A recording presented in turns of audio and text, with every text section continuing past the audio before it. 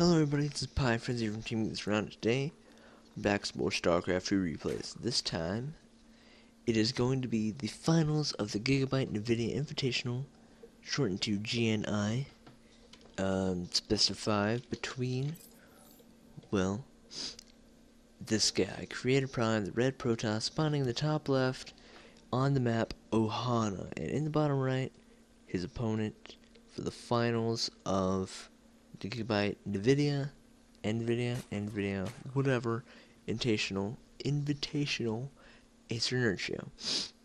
Alright, so, this game is going off pretty slow. I mean, let's get real. I mean, we're gonna see like Forge Fast Expander, Nexus first, or Spawning Pool first, or, well, obviously Spawning Pool first. Hatch first, maybe. So really, it's just gonna be super macro, I think, because he's got 14 supply and doesn't have a gateway or forge. So he's not cannon rushing, and he's not teching up, so we're gonna read off some stats here. CreatorPrime is a Code A Protoss player. No, wait. Before you say, oh man, Code A is not that good, man. Code S is where it's at, man. That's like all the cool people. Code A is a very strong group, as well as Code S. Obviously Code A is the lesser of the two, but it's still very strong, because if we look at what happened in GSL May, he defeated Leenock 2-1, which, if you remember, Jakji won Code S. I don't remember when or how, or anything, I don't remember, but he ended up winning by beating Leenock in the last round. So that means Leenock was in Code S. He was number 2 in Code S, which, if you're number 2 in Code S, then you're kind of scary. Like, I would be afraid to go against you. But we saw Nexus first out of CreatorPrime versus Spawning Pool first for Nerchio. He's really just playing it super safe. If he would have drone scouted, no, I don't know. He was just playing really safe.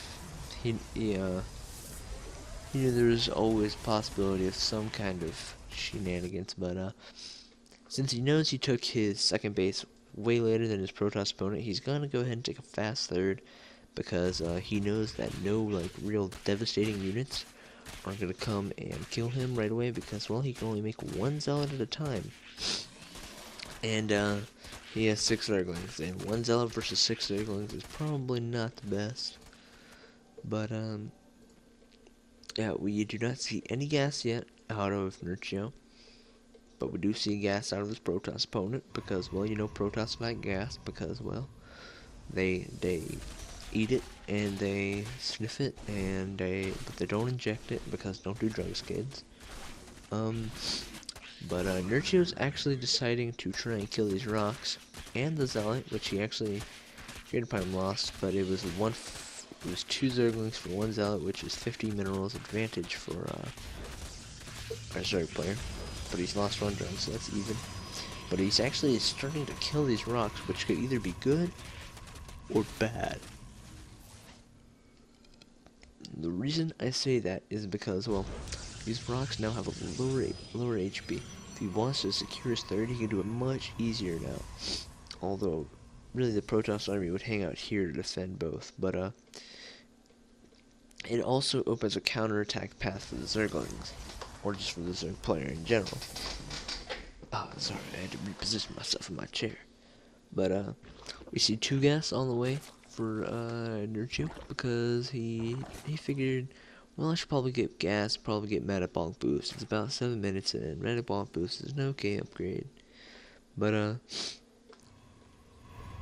we see 3 gateways being added on for CreatorPrime, which usually adding on gateways, when you have 2 bases and you only have 1 gateway at a time, is a good idea, you know. But also he's taking up to I almost said Twilight Council. Wow, we are We're geniuses today. I am fantastic. And I was about to say like phantasmalic or something stupid, cool sounding, but I failed. But I was gonna say we see a Twilight Council before the Robo, which the Robo is going down after the Observer. Layer is now all the way for Nerchio, as long as the Roach Warren is down. See, he got the layer tag because he's like, dude, I got my Roach Warren down. I could do this. But these sentries going to town on these rocks, tickling them to death. I don't know how you could tickle a rock to death, but the sentries, they've learned how. Sentries do about 7 DPS with +1. What ballers. +2 is now on the way. The reason the attack upgrade is so good for Protoss is because if your opponent goes roaches, then the immortals just like just roll everything. And also the +1 attack, if you always have, I don't know if it's always, but excuse me, if you have the +1 attack, if you have an attack upgrade above the Zerglings armor upgrade, then your Zealots 2-shot the Zerglings instead of 3-shot, which I don't know if it's 100% true. Like 3 weapons, 2 armor, I don't know. Whatever the case is, +1 weapons versus Zerg is so good because, let's see, Burrow is on the way, so is Cloud Reconstitution. Oh, he cancels Burrow. That's amazing, but whatever. Let me refresh. Let me re-say what I was gonna say. The Zealots, when they 2-shot the Zerglings, it makes them way more cost effective. I think 1 Zealot can take on 4 Zerglings, even if it gets surrounded then. But the Infestor tech is now going down for Nerchio, but he's opting to go Roach, Mass Roach, versus Blink Stalker and Mortal, which, you know, I'm not gonna lie, is not the greatest combo. Oh man, I've yawned like 5 million times. But while we weren't looking, the 3rd and the 4th gas did go down. But really, if he doesn't, I mean, I guess he can spend the gas on Infestors, but he's gonna need to throw down a Spire and go to Broodlords eventually. Even though his opponent has Blink Stalkers, really, like, if you get in good areas, like, there's so many good areas on this map, like, right here, that's a pretty good spot. The high ground and low ground, only have an observer, but, ooh, let's see, mini engagement over here, really just force fielding the Zerg opponent away. But once again, yeah, Broodlord's pretty good on this map. It looks like there are a lot of areas where you can put the Broodlords to where they can't get like completely surrounded by a ground army. Oh, we just minimized our game. But we do see a 4th for Nerchio and a DT shrine for CreatorPrime. So he is I would say he's following the motto "When behind, go dark shrine." But really, let's look at the units lost tab. Oop, oop. Ooh, that is it. He's actually ahead, although I think his opponent has ended up mining more. Can we look at that?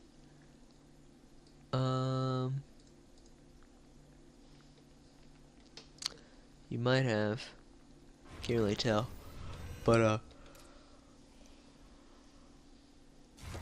oh my gosh, another hatchery, and the Spire is now going down for Nerchio, but a big wing attack on this force, trying to kill before +3 finishes. Will it finish? Takes 220 seconds. Got 20 seconds left, but no, he thwarts the attack. And I just dropped some paper, but the Lings and Roaches move back in and try and stop +3. Can he get it? He's got 50 HP. He needs to focus fire with these Roaches. Is he gonna kill it in time? Can he kill it? Oh my goodness. And he kills it! He kills the +3 right when all of his Roaches die. And it had like 2 seconds left. It's like, he has to build another forge now and get the upgrade all over again. So that's 265 seconds without getting, not getting upgrades, no +3. And for you people who aren't mathematicians out there, that's 4 StarCraft minutes. Oh, minimum, can't see that. That's 4 StarCraft minutes, which is actually kind of a while. And if his opponent had double Evo Chamber, which he does, this will allow him to get on even footing or really ahead in upgrades.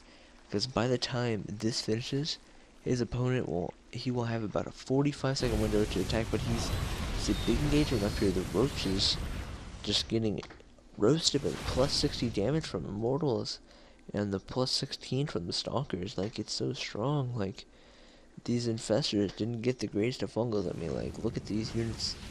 The health on these units, it's still pretty high. Although I know shields absorb a lot, but should have done at least a little bit more damage. Unless he had a nice concave, and the fungals weren't very great. But I'd like to see more Lings against this army. There are a few more Lings, but these Infestors don't have any energy. I don't think I would engage here.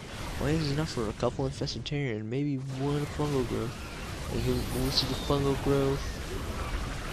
No, we saw the Infested Terran, and really, like, these Immortals are just going to town. This is a terrible unit composition against what his opponent has. Blink Stalker and Immortal just too strong.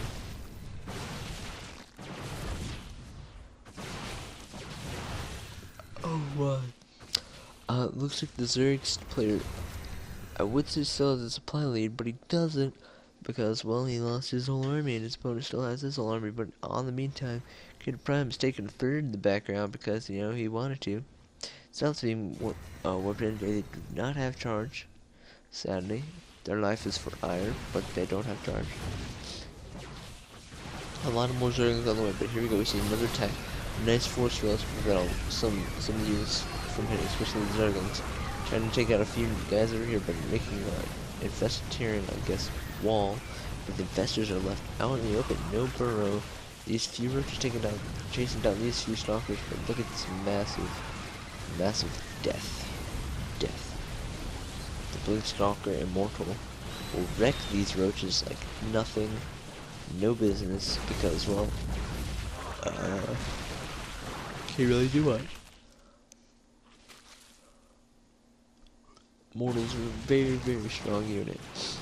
Although, I think with what his opponent was going, maybe going Roach Hydra, or maybe later game Infestor Broodlord, although it depends on the Broodlord's positioning, but the 5th is going down for Nerchio.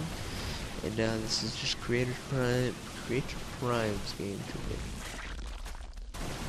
If you can't tell, I am incredibly tired. I got up like 20 hours ago. I've been up for 20 hours. But yeah, CreatorPrime going for the death blow here. We see one final engagement. These Infestors, few of them have enough energy for Fungals, but a few DTs go into town. And we see a pretty decent concave by CreatorPrime, but the Infestors actually shooting out Terrans, which if Fungals might have been better to stop all these insane Blink Stalker micro. And he says Immortals are way too strong, but his unit composition was just not good enough to deal with this. He made Roach Infestor versus Blink Stalker Immortal. You can just and he didn't even fungal with his Infestor, so Nerchio not playing the best there. There were some things he could have done to avert his impending doom from the Protoss player from his Blink Stalker Immortal attacks. Yes. He even though the Zerg got to macro a bit, he didn't really get to macro as much. If I really don't want to go back and look, but I think when we saw this base right here, see, he had this base, no minerals have been mined. He had a 5th base that he wasn't even mining minerals or gas on. No greater spire either. No, he was getting the melee attack upgrade, but he wasn't he was barely making any Zerglings. I mean, maybe we'd see like 30, which, I mean, 30, you're like, dude, that's a lot of units, but it's like 15 supply, whereas he would have 80 supply in Roaches. So, and he's still getting the melee attack, but whatever. well, we'll see what happens in game 2, and if you like what you see and you hear, then you subscribe, because, well, it's free, and, well, we can only get better, because that's what we do at Team Gets Around, we get better. So once again, thanks for watching, and I will see you guys in game number 2. See ya.